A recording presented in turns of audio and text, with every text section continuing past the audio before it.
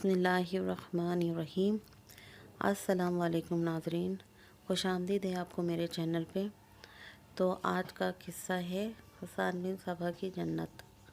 حسان بن صبا کی جنت ایک عیار مذہبی رہنما کی ریاکاروں کی سرگش پر مبنی ہے۔ یہ ایران کے قدیم تاریخ سے متعلق ایک عبرت ہے۔ حسان الصبا 1150 کی دہائی میں ایرانی شہر قم میں پیدا ہوا تھا۔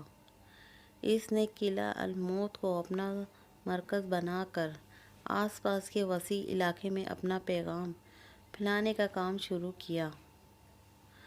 کچھ عرصے کے بعد اطراف کے کئی علاقوں پر بھی اس نے قبضہ کر لیا۔ کچھ لوگوں پر زبردست غالب ہو گیا اور کچھ لوگوں نے اس کی دعوت سے متاثر ہو کر اپنے دروازے اس کے لیے کھول دیے تھے۔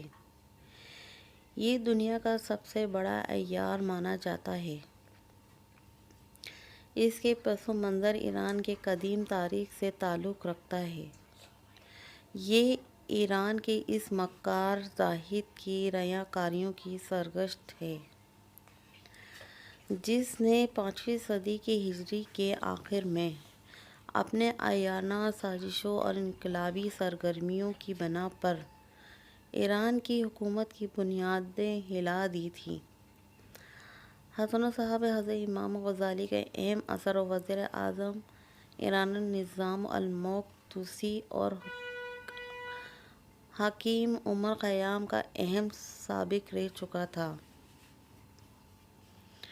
اس نے سلطنت ایران میں نہایت ہی بلند منصب بھی حاصل کیا تھا، لیکن اس کی مکاریوں کی وجہ سے جلد ہی اس منصب سے برطرف کر دیا گیا تھا۔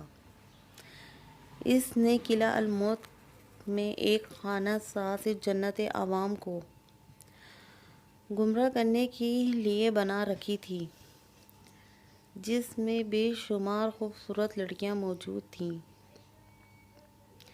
جس کے فریب میں لوگ اس کی دعوت کو قبول کرتے۔ لیکن اس جنت کی ایک حور نے اس کے تمام آریوں کا پردہ فاش کر دیا تھا۔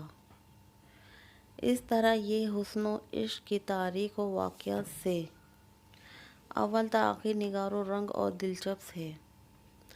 اور آج کا یہ قصہ آپ کو کیسا لگا مجھے کمنٹس کر کے ضرور بتائے گا، اور پلیز میرے چینل کو سبسکرائب ضرور کریے گا۔ Thank for watching my video.